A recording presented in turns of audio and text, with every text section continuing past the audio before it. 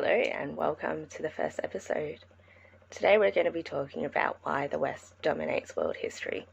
I'm Natanya and this is another history of the world.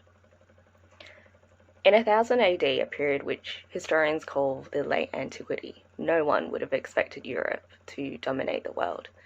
It was backward in comparison to everywhere else. In fact, for most of human civilization, Asia has been in the lead, economically and technologically. But a map of the world in 1900 shows a tiny fraction of the world holding political domination over most of the rest of the world. From 1492 to 1914, Europeans conquered or colonized more than 80% of the entire world, and that still has effects today. Inequality, poverty, slow economic growth, the list goes on, though the West's dominance seems to be coming to an end. Historians have many explanations for why the West came to dominate the world. And what we describe as the West is contested. Not all of Europe can be said to have dominated the world, but the West is not exactly geographically true either. So really, we're talking about the West and the diaspora. And Western domination only occurred fairly recently. It was only in the 1700s that we could actually talk about certain nations dominating over others. So number one.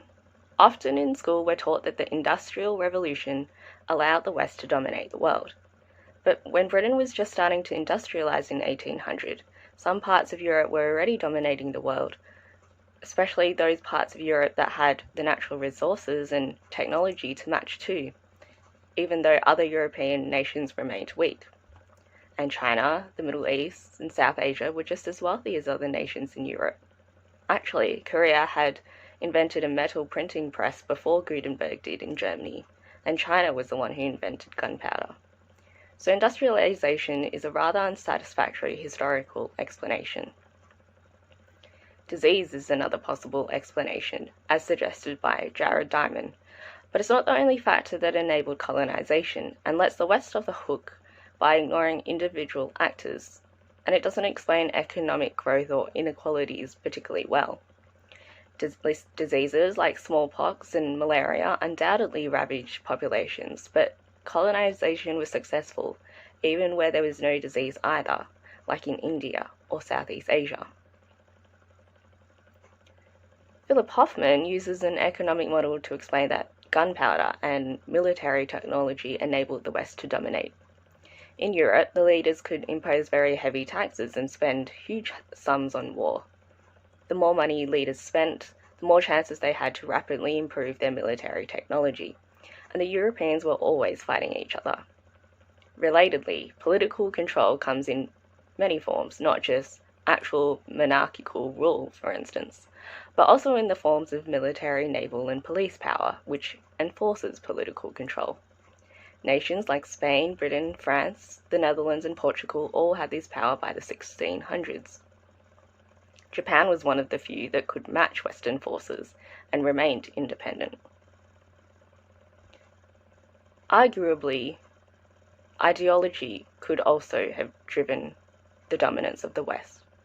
Christianity and reason and later individualism came to dominance. Some historians argue that beliefs are bigger drivers of history than material factors.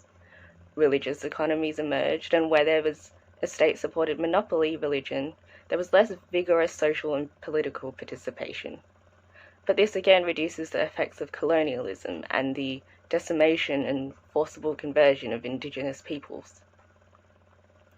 The domination of the West is also the rise to dominance of the new market capitalist economic system. This emerged first in Western Europe and resulted in huge labour and economic production. Crucially, the Transatlantic slave trade enabled the violent global exploitation through divide and conquer of the majority of the world's people by Western powers and provided the money that enabled the West to rise to dominance. Whichever explanation or combination of factors, a perception remains that world history is always dominated by the West. But this is simply not true. Only in the last 100 years has communication technology allowed this idea to perpetrate. But politically and economically, the West has not always dominated.